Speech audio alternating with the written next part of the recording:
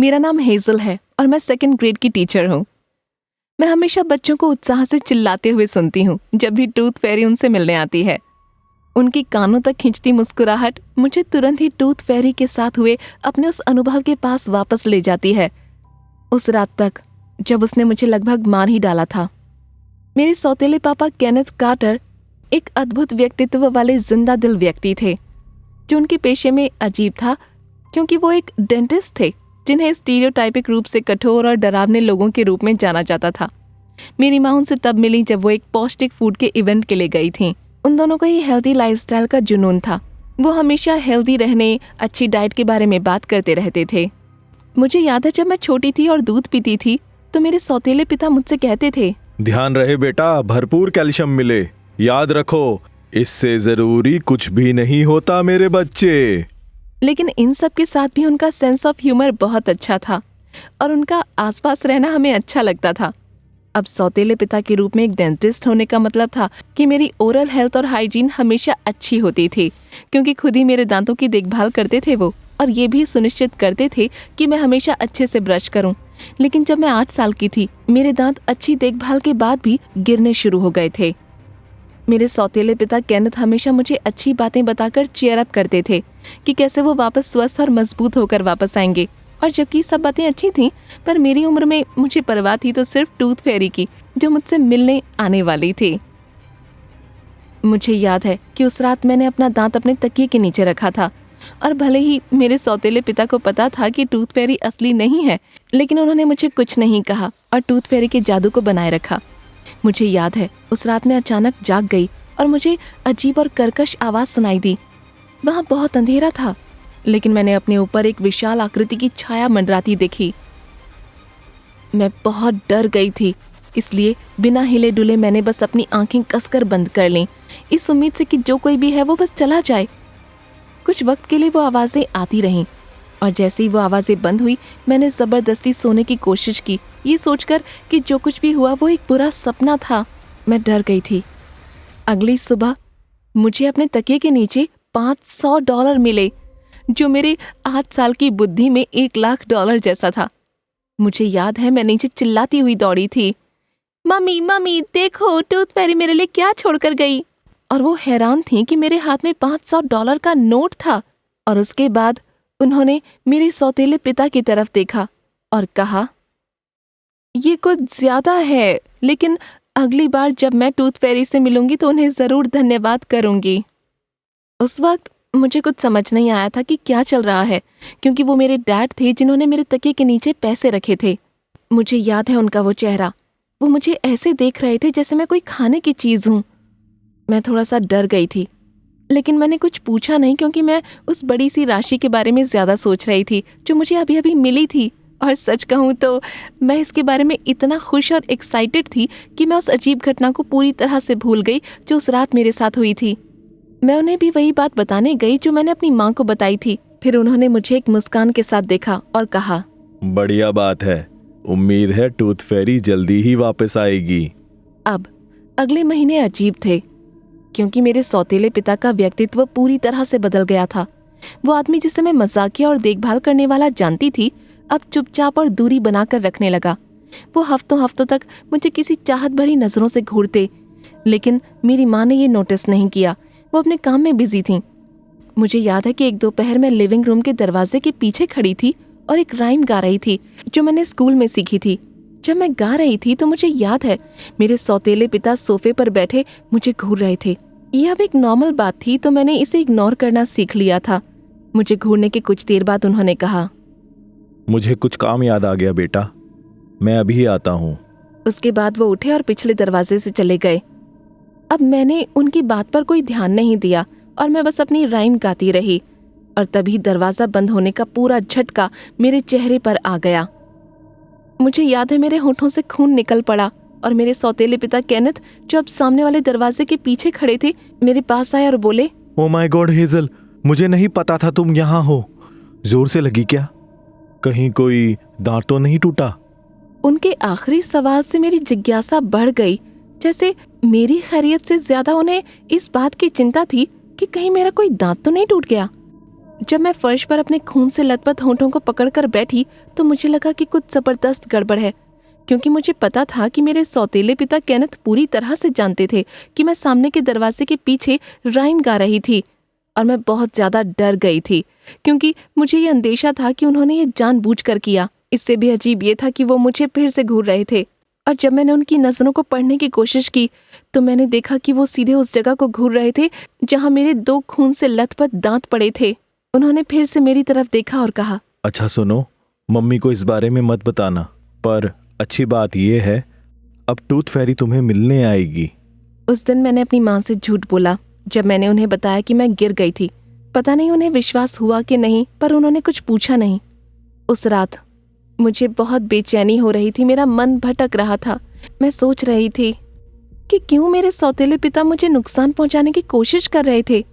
मुझे याद है कि सोने की कोशिश करने से पहले मैंने अपने तकिए के नीचे अपने दांत रखे थे, लेकिन मैं बेचैनी की वजह से सो नहीं पा रही थी। और तभी मुझे किसी के आने की आहट सुनाई दी। मैं समझ गई कि ये टूथ फेरी तो नहीं है, क्योंकि मुझे दरवाजे पर एक आदमी की परछाई नजर आई थी।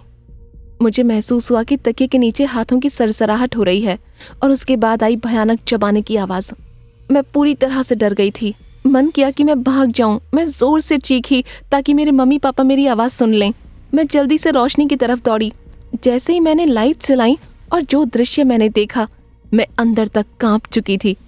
मेरे सौतेले पिता मेरे बिस्तर के पास खड़े थे और एक असीम आनंद में मुस्कुरा रहे थे, जिससे उनका खून से भरा मुंह झलक रहा था। मैंने देखा वो दांत जैसी दिखने वाली चीज को चबा रहे थे।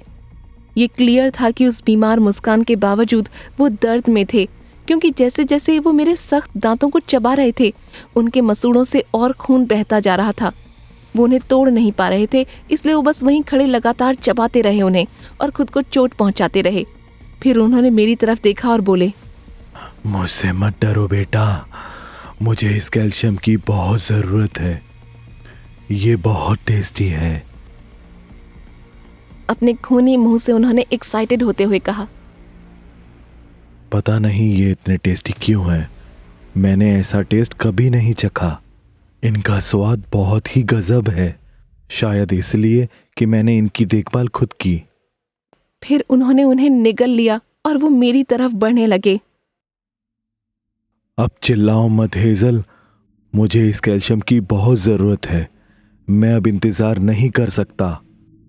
और इससे पहले कि मैं संभल पाती, उन्होंने मेरे मुंह पर जोर से घूंसा मारा और मेरे मुंह से खून बहने लगा। कोई दांत टूटा क्या? एक अलग तरह की एक्साइटमेंट के साथ उन्होंने मुझसे पूछा। मैं चीखने लगी क्योंकि उन्होंने फिर से मेरे मुंह पर घूंसा मारा। इस बार मुझे मुंह में खून का एहसास हुआ, क्योंकि मेरा एक दांत टूट गया था। ये देखकर पता नहीं उनके चेहरे पर एक अजीब सी खुशी छा गई। मैं बहुत ज्यादा दर्द में थी और वो जानवरों की तरह खून से लथपथ दांत की ओर लपके। इसके बाद मुझे नहीं पता या समझ नहीं आया कि उन्होंने आगे जो किया वो क्यों किया, लेकिन जैसे जैसे मैं बड़ी हुई मुझे एहसास हुआ कि उन्होंने अपनी अमानवीय भूख को संतुष्ट करने के लिए क्यों मेरे सारे दांतों को तोड़ना शुरू कर दिया था। इस दिन तक मुझे अपने बचपन की यही एकमात्र घटना याद है, क्योंकि ये आघात बहुत गहरा था। मैं अब और नहीं चीख पा रही थी, क्योंकि मेरे होंठ सूज गए थे। वो लगातार मेरे जबड़े पर वार कर रहे थे। मैंने उन्हें मारने की कोशिश की, लेकिन एक 8 साल की लड़की 36 साल के आदमी के खिलाफ क्या कर सकती थी। मेरी सारी कोशिशें बेकार थीं और फिर मेरे चेहरे से आंसू बहने लगे। थोड़ी देर बाद मेरी नज़र धुंधला गई और मैं बस बेहोश होने ही वाली थी कि मेरी माँ हाथ में एक पेन पकड़े कमरे में आ गईं और तुरंत मेरे सौतेले पिता के सिर पर वार किया। जैसे ही वो फर्श पर गिरे, उन्होंने मुझे जल्दी से उठाया और घर से बाहर भागीं। कुछ ही मिनटों में हम पुलिस के पास पहुंच चुके थे। मुझे अस्पताल ले जाया गया और बताया गया कि मेरे मुंह और सिर पर लगातार वार की वजह से मेरे सिर और होंठ को गंभीर नुकसान पहुंचा है। उन्होंने मेरी मां से कहा कि अगर वो समय पर वहां नहीं पहुंचती तो मुझे पीट पीट कर मार डाला जाता। उन्होंने मुझे ये भी बताया क्योंकि मैं छोटी थी, इसलिए तब से मेरे दांत वापस आ जाएंगे, लेकिन मुझे ब्रेसेस का इस्तेमाल करना होगा। डॉक्टर्स ने तब मेरी माँ को ये भी बताया कि मुझे गंभीर थेरेपी करानी होगी, क्योंकि मैं एक बुरे ट्रॉमा से गुजर रही थी। थोड़े दिन बाद मैंने अपने सौतेले पिता को न्यूज़ में देखा और उस खबर का टाइटल था, स्थानीय डेंटिस्ट ने अपने रोगियों के दांतों को खाने की बात कबूल की और ये पता चला कि मेरे सौतेले पिता केनेथ डेंटिस्ट थे जो अपने रोगियों से निकाले गए दांतों को खा लेते थे। न्यूज़ में कहा गया कि उन्होंने पुलिस को बताया कि एक डेंटिस्ट के लिए ये सबसे अच्छा कैल्शियम आहार था जो उन्हें बड़ी मुश्किल से मिलता था।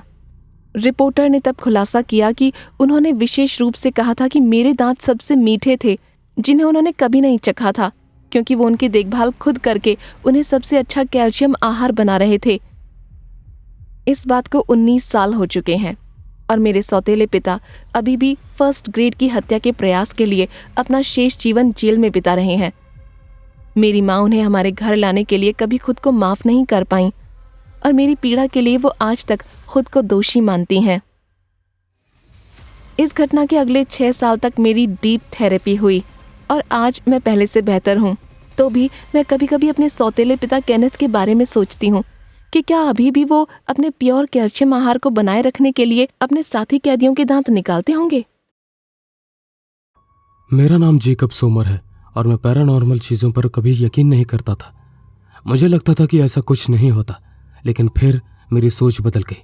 3 जनवरी 2011 से पहले मैं ज़्यादातर उन लोगों की तरह ही था जो घोस्ट, डेविल, जादू टोना और रात में घूमने वाले शैतान पर बिलीव करते थे। लेकिन अब मुझे इस बात पर कोई शक नहीं है और आपको यकीन से बता सकता हूँ कि पैरानॉर्मल चीज़ें सच में होती हैं। ये सब तब शुरू हुआ जब मैं और मेरी वाइफ ने डिसाइड किया कि हमें छुट्टियों के लिए कुछ समय साथ रहना चाहिए और क्वालिटी टाइम बिताना चाहिए। हमने उस साल की शुरुआत में ही शादी कर ली और नए साल का जश्न मनाने के लिए एक ट्रिप पर जाने की प्लानिंग की। यह आइडिया काफ़ी अच्छा था। हम दोनों एग्री कर रहे थे। किसी फेमस सिटी या किसी खास जगह पर जाने के बजाय हम किसी ऐसी जगह पर जाना चाहते थे जो शांत हो, जहां हम नेचर को एंजॉय कर सकें। फाइनली हमने आइसलैंड में विक नाम करके एक छोटे से शहर को चूज़ किया। यह एकदम परफेक्ट लग रहा था क्योंकि यहाँ की पॉपुलेशन कम थी और सीन सुंदर थे। बस एक ही प्रॉब्लम थी, रहने के लिए होटल ढूंढना। मैंने थोड़ी देर के लिए गूगल पर सर्च किया और रेंट पर एक हॉलिडे हाउस देखा। मेरी वाइफ और मैं पहले थोड़ा कंफ्यूज थे क्योंकि हमने पहले भी रेंट पर कभी घर नहीं लिया, लेकिन हमने डिसाइड किया कि यह होटल से बेटर ऑप्शन था। ये शहर से बाहर था और हमने इसे बुक कर लिया। 1 जनवरी 2011 को निकलने से पहले मैंने और मेरी वाइफ ने दोस्तों और फैमिली के साथ मिलकर क्रिसमस और नए साल का जश्न मनाया और फिर विक जाने के लिए गुड बाय कहा।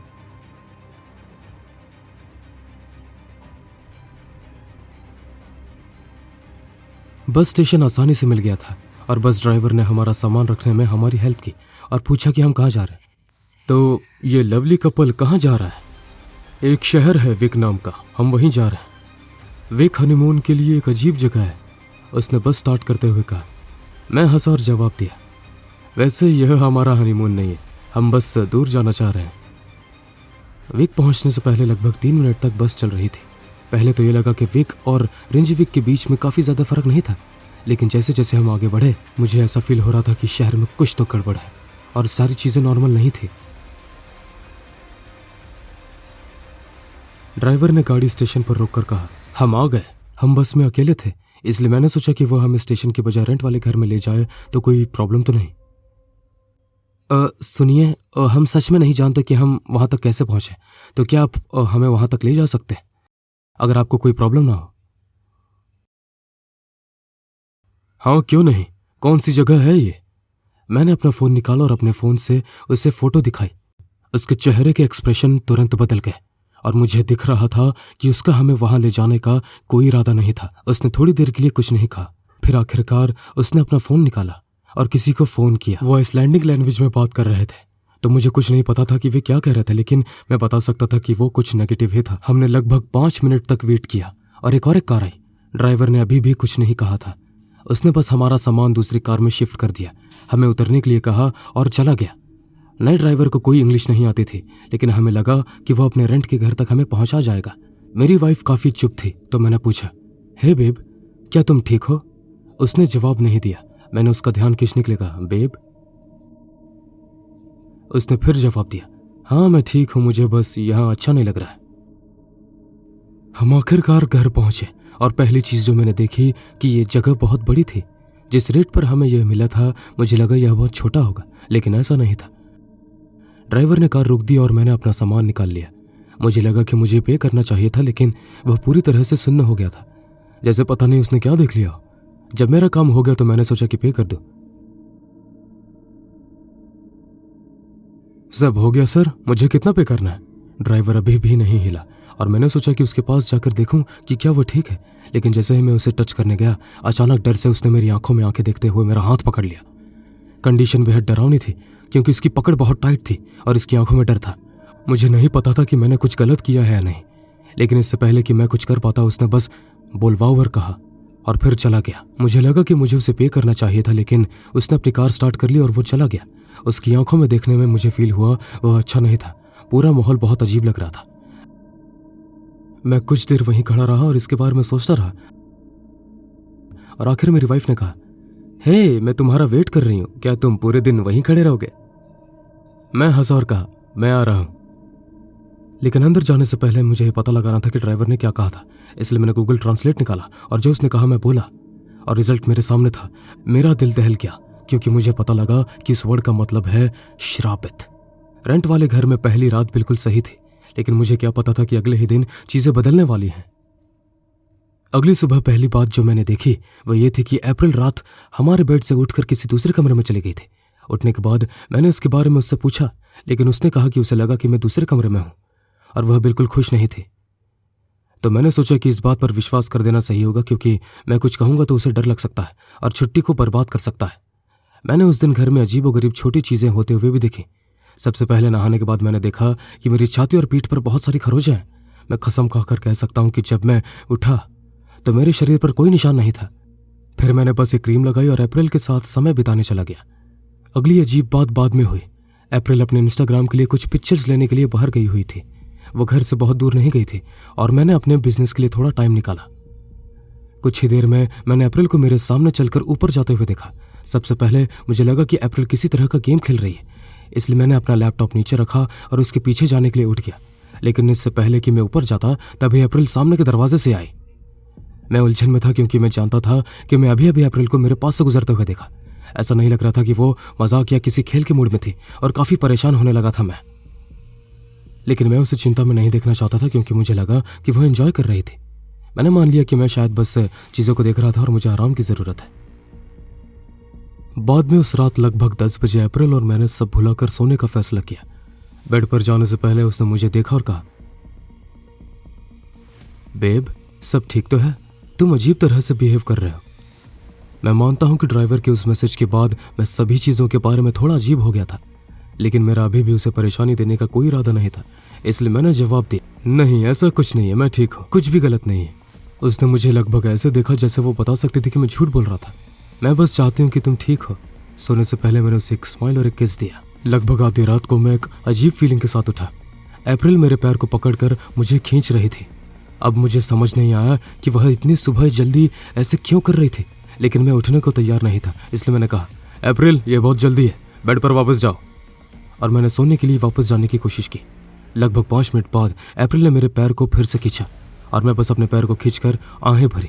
5 मिनट बाद मुझे अपने पैर पर फिर से एक साथ फील हुआ, जिसे मैंने दूर खींचने की कोशिश की, लेकिन यह इतनी मजबूती से जकड़ा हुआ था कि ऐसा लगेगा जैसे मेरी हड्डी टूट जाएगी। मैंने अपनी आंखें खोली और तुरंत बिस्तर से नीचे गिर गया।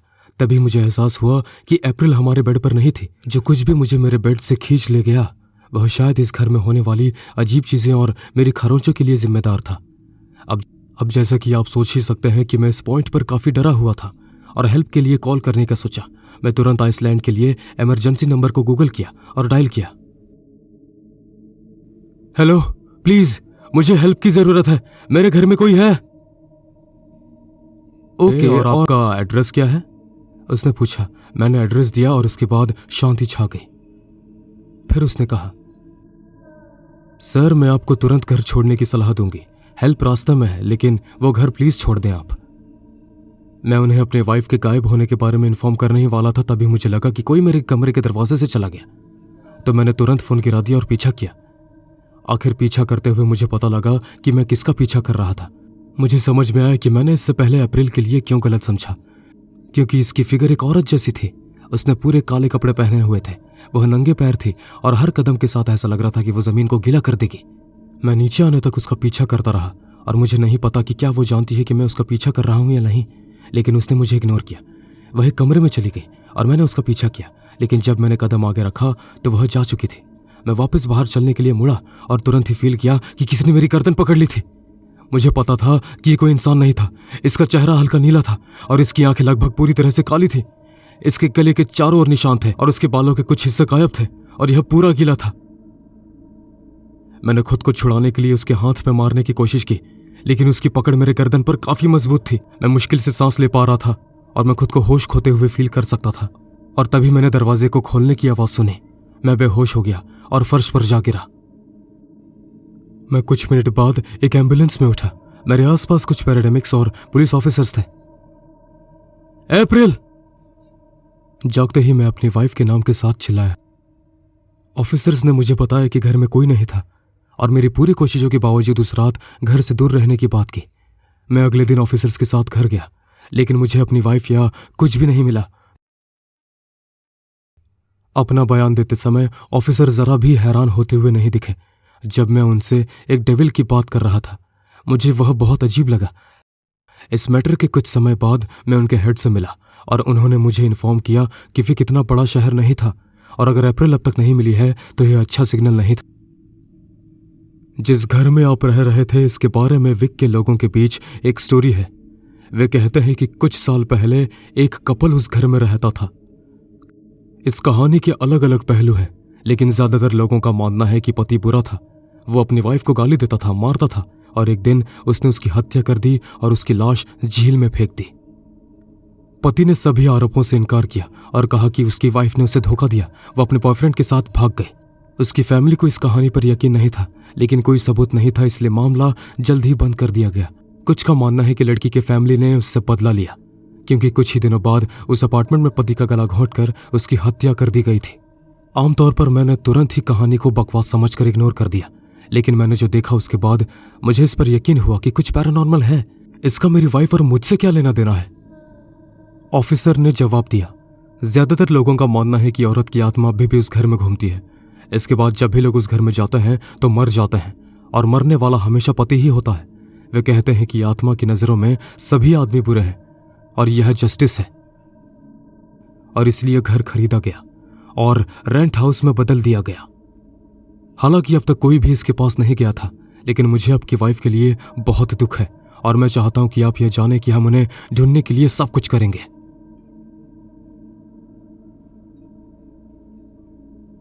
पुलिस के पास इस बात का कोई जवाब नहीं था कि मेरी वाइफ क्यों गायब हुई, क्योंकि ऐसा पहली बार हो रहा था। मेरी फैमिली मेरे साथ रहने आ गई, क्योंकि मैंने अगले कुछ हफ्तों तक अकेले नहीं रहने का फैसला किया, जब तक कि अप्रैल नहीं मिल जाती। अब 12 साल हो गए हैं और मैंने अपनी वाइफ के बारे में कुछ भी नहीं सुना। पहले साल डरावने थे और मैंने बहुत ढूंढा, लेकिन मुझे कुछ नहीं मिला। मैं कोई हेल्प नहीं कर सकता, लेकिन मैं सोचता हूं कि डेविल मेरी वाइफ को ले गया, क्योंकि वह मुझे मार नहीं सकता था, तो शायद उसे वहां ले जाना मेरी गलती थी। हालांकि चीजें अब धीरे धीरे सुधर रही हैं और मुझे डेविल के बारे में बुरे सपने आते हैं, लेकिन मैं अपने वाइफ का साथ कभी नहीं छोड़ूंगा और मुझे यकीन है कि मैं उन दिनों को कभी नहीं भुला पाऊंगा जो मैंने एक हॉन्टेड घर में बिताए थे।